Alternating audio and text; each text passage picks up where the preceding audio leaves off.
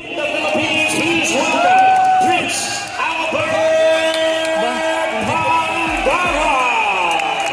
Matapos ang 2 taong walang laban, ay sa wakas magbabalik na ang alias Prinsipe ng Pinas, ang tubong maasin lete na si Prince Albert Pagara. Bago tumamlay ang kanyang karera sa boxing, ay isa si Albert Pagara sa mga tinitingala ng mga Pinoy boxing fanatics. Tinuturing din noon na top prospect ng Philippine boxing dahil sa angking galing nito, tibay at lakas sa basagan ng mukha. Right. Ayun! O alam ni Pagara, hindi ako kaya sakta dito. Oh, yan, nakita niya. Oh. Pagara. Sa katunayan, napakataas ng knockout percentage ni Albert Pagara. May kasalukuyang kartada ito na 34 wins, only 1 defeat, 24 dito via knockout. At napakaraming regional title belt na din ang kanyang nakuha. At nakuha din niya ang WBO Intercontinental Super Bantamweight title. At ang kanyang pagbabalik sa ibabaw ng lona ay talagang inaabangan ng karamihan. Marami ang umaasa na andun pa din ang angas at lakas ni Albert Pagara. Makakalaban niya sa kanyang pagbabalik ang pambato ng China. Ito ay si Akitiliti Yilijan at ang kanilang laban ay para sa bakanting IBF Asia Lightweight title. May record itong dayong in-check na 8 wins, 3 losses, 1 draw, 2 via knockout at gagawin ang nasabing suntukan bukas sa Pasig City sa Iloilo. Mas matangkad itong kalabang in-check at galing pa sa impresibong panalo via TKO sa bansang Japan. Sa tingin ninyo mga pre, kakayanin kaya ito ng ating pambato na halos 2 taon na walang laban? Andun pa din kaya ang galing at angas ni alias Prinsipe ng Pinas? Bago ang nasabing laban ay sabay-sabay muna nating balikan ang huling laban ng dalawa na kung saan pareho nilang tinudas ang kanilang mga kalaban. Tinapos ang bakbakan via TKO. Albert Pagara kontra Alan Villanueva at Akitiliti Yilijan kontra Hapon na si Scorpion Quintaro.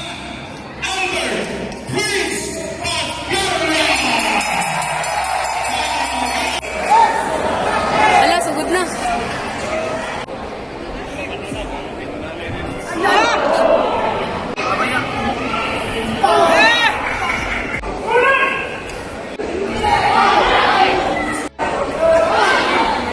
Ako na ginagidulit, mga kabunal.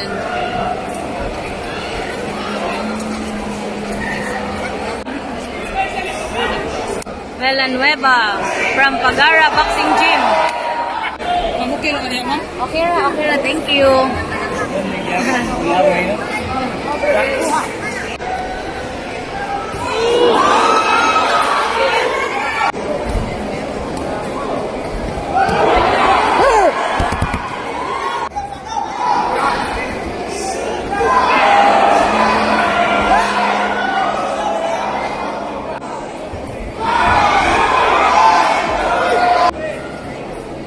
Prince Albert Pagara is back.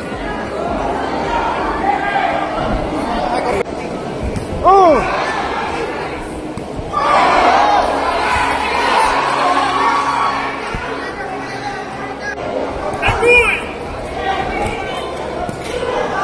Hey, Meg!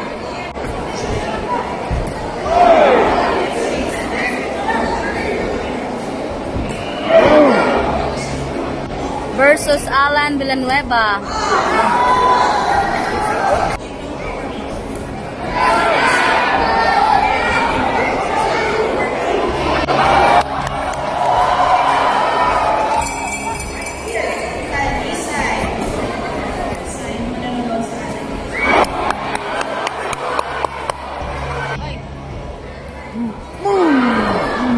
Hey, hey!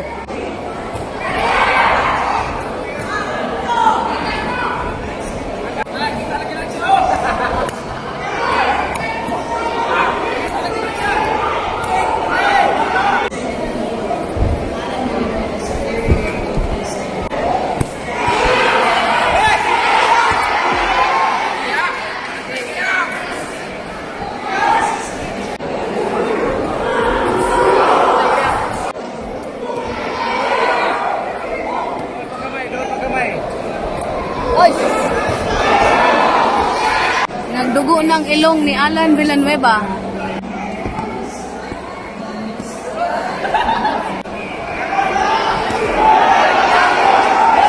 Tara, punol!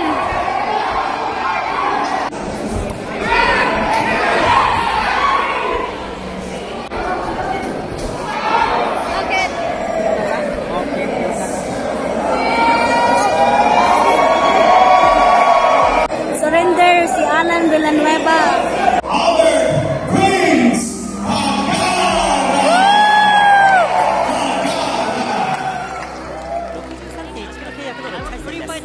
ちょうどライト級からスーパーライト級に第1ラウンドがスタートしました。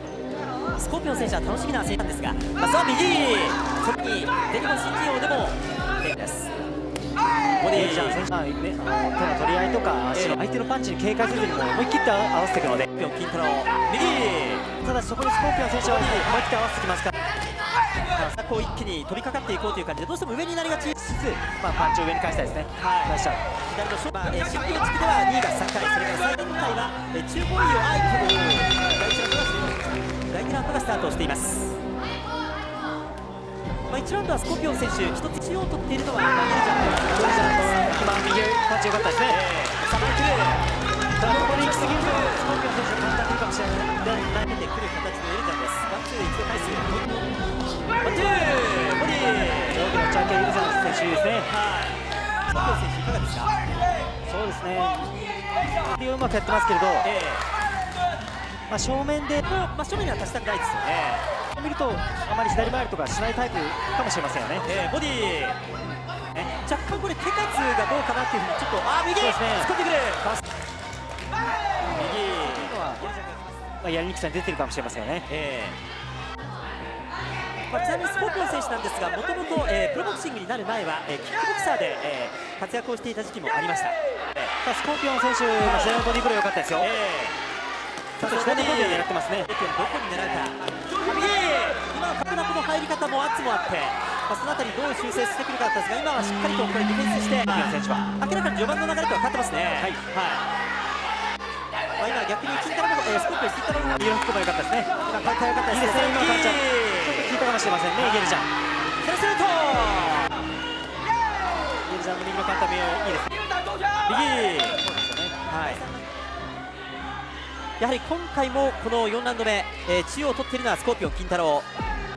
この右のダブかわしながら左、今はいいタイミングではありましたけれども、ここはちょっとプッシュもありました。スリップを取ってストレートは要注意。もう一回右。ゲルジャンがうまく頭を浮かしての方が前に押してくるような展開に戻ってます。左ボディを打ち込むと面白いんじゃないでしょうか。ゲルジャンのいいちょうど入れ替わるような立ち位置だと特に決めています。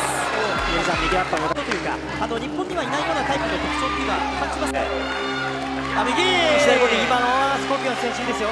ゲルジャンの右はかわしにくいですね。右ストレート第5ラウンド右に来ました。ボディからですけどこのラウンド、気合い入れ直してきましたね。ピンチがあります。左ストレートボディ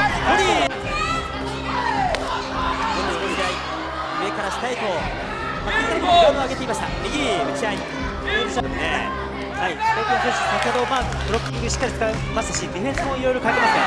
右効いてますかね。うまくゲルジャンがあるんでしょうか。若干序盤に比べると動き伸ばしていきました。スコーピオン選手自信を持って攻めたいですね。今左彼にとっては初めてのドラムになっています。スコーピオン打って上下に散らしたいですね。ボディいいですね。そして上いいですね。下を意識させてるからこそ当たるパンチですね。最終第6ラウンド、さあフックを振るっていきました。まずイエルジャン右を打っていきます。スコーピオンこのラウンドはまず前に自分が出ていこうというスコーピオンです。ボディから上フックパンチの力自体はエルジャン落ちていません。落ちてきてるということですよね。最終の第6ラウンドを迎えています。右ダブルで出していったエルジャン下から左サイドと右のショットも怖いですね。しっかりと顔面捉えました。しかし今度はスコーピオン来るとは見せました。ボディ後ろ入ったというボディブローもいいですね。またこれラストラウンド行きたいですね。さあここは頑張りたい金太郎。ちょっと右の目の上あたりですかね。結構出血気にしてますね。止めました。カットもありまして、ここでレフェリーストップをしました。片山想像レスリングイエルジャン6ラウンド1分48秒カットによるテクニカルノックアウト。アクトレティ